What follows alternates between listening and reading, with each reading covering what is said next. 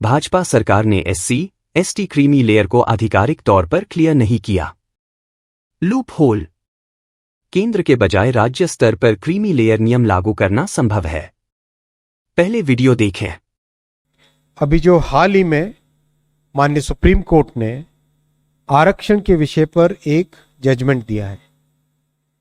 इस जजमेंट ने supreme court ने SC और ST के रिजर्वेशन के विषय में कुछ सुझाव दिए। आज माननीय प्रधानमंत्री जी की अध्यक्षता में कैबिनेट में इस विषय पर विस्तृत चर्चा हुई है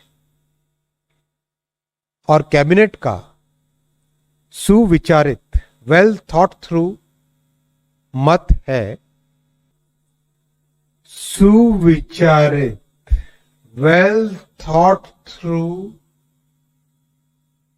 मत है कि NDA सरकार बाबा साहेब अंबेडकर जी के बनाए संविधान के प्रावधानों के प्रति प्रतिबद्ध है, संकल्पबद्ध है।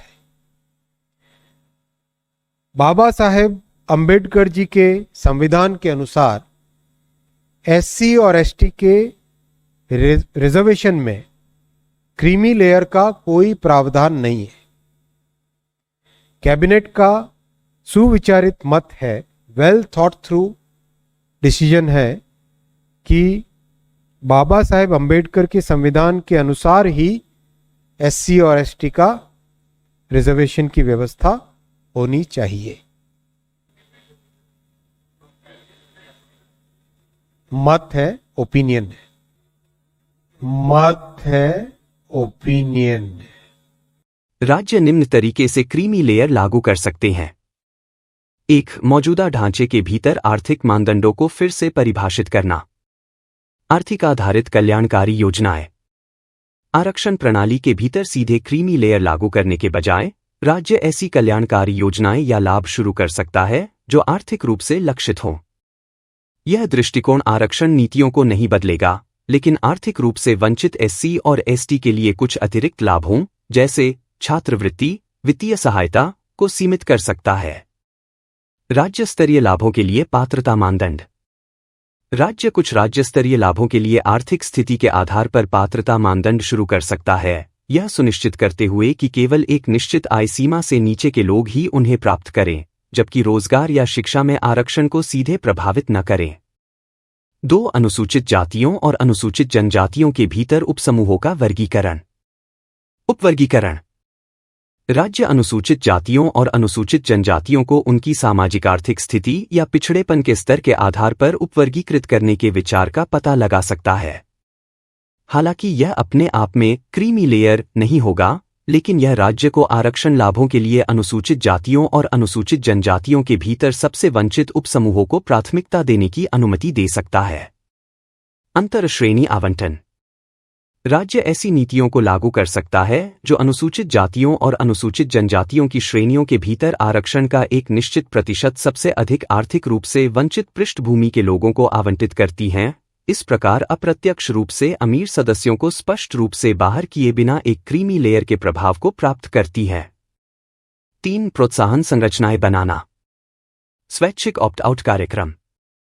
राज्य प्रोत्साहन संरचनाएं बना सकता है जहां आर्थिक रूप से उन्नत अनुसूचित जातियों और अनुसूचित जनजातियों को कर छूट या विशेष व्यावसायिक ऋण जैसे अन्य लाभों के बदले में स्वेच्छा से आरक्षण लाभों से बाहर निकलने के लिए प्रोत्साहित किया जाता है। इससे सीधे तौर पर क्रीमी लेयर लागू नहीं होगी, लेकिन आरक्षण का लाभ उठाने वाले धनी व्यक्तियों की संख्या कम हो सकती है। 4. न्यायिक व्याख्या। मौजूदा ढांचे को कानूनी चुनौती। राज्य न्यायालयों में मामला लाने का प्रयास कर सकता है जो SC और ST के लिए आरक्षण की वर्तमान व्याख्या को चुनौती देता है, यह तर्क देते हुए कि आर्थिक रूप से उन्नत लोगों को बाहर करने से सामाजिक न्याय के व्यापक लक्ष्य पूरे होंगे। सुप्रीम कोर्ट पहले से ही इसका समर्थन करता है। 5. सार्वजनिक नीति और आम सहमति बनाना। राजनीतिक और सामाजिक आम सहमति बनाना। राज्य इस मुद्दे पर व्यापक सार्वजनिक बहस शुरू कर सकता है, जिसका उद्देश्य SC और ST के लिए क्रीमी लेयर की शुरुआत का समर्थन करने वाली आम सहमति बनाना है। यदि पर्याप्त समर्थन प्राप्त होता है तो यह संभावित रूप से राष्ट्रीय स्तर पर बदलाव ला सकता है, जिसमें संवैधानिक संशोधन या नया कानून शामिल है जो इस तरह के उपाय की अनुमति देता है। 1 अगस्त को 7 न्यायाधीशों की संविधान पीठ ने इस बात पर अपना फैसला सुनाया कि क्या राज्य आरक्षण के उद्देश्य से SC/ST के भीतर उपवर्गीकरण कर सकते हैं या नहीं, जिनमें से 6 ने इसके पक्ष में फैसला सुनाया।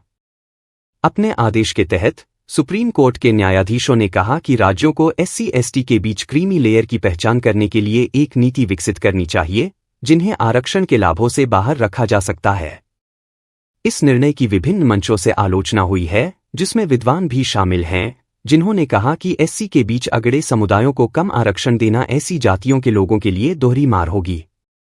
केंद्रीय मंत्री अश्विनी वैष्णव ने 9 अगस्त को कहा कि मंत्रिमंडल ने अनुसूचित जाति SC और अनुसूचित जनजाति ST के लिए आरक्षण पर सुप्रीम कोर्ट के हालिया फैसले पर चर्चा की और SC और ST के लिए आरक्षण पर संवैधानिक प्रावधान पर टिके रहने का फैसला किया। मंत्रिमंडल का सुविचारित निर्णय यह है कि NDA सरकार बाबा साहेब अंबेडकर के संविधान के प्रति प्रतिबद्ध है। संविधान के अनुसार SC और ST के लिए आरक्षण में क्रीमी लेयर का कोई प्रावधान नहीं है।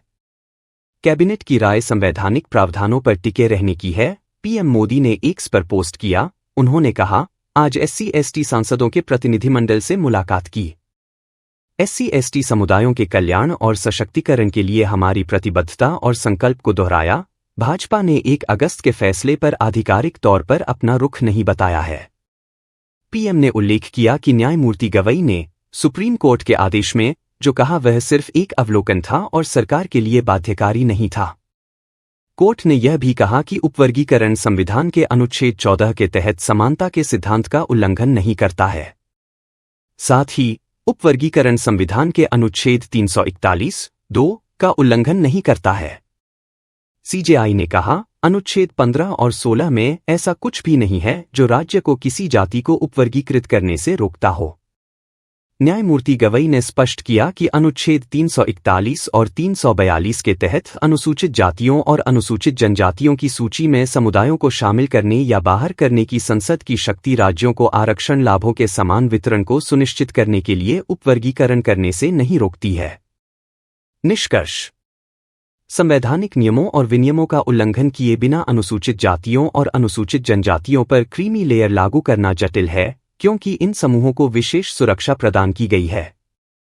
हालांकि यह संभव है क्योंकि कुछ संभावित रास्ते या खामियां हैं जिन्हें राज्य तलाश सकते हैं। हालांकि प्रत्येक में महत्वपूर्ण कानूनी जोखिम और चुनौतियां होंगी।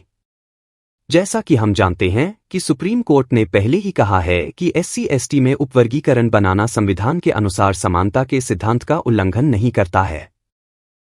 अगर आपको यह वीडियो पसंद आया तो कृपया इसे लाइक करें और अपने दोस्तों के साथ शेयर करें। चैनल को सब्सक्राइब करना न भूलें और बेल आइकन को दबाएं ताकि जब भी मैं कोई नया कंटेंट अपलोड करूं तो आपको सबसे पहले पता चले। आपका समर्थन मेरे लिए बहुत मायने रखता है। अगली बार मैं आपके लिए और भी बेहतरीन वीडियो लाने की कोशिश करूंगा। अगली बार फिर मिलते हैं एक नए वीडियो में। तब तक अपना ख्याल रखें। नमस्कार। भवतु सर्वमंगलम।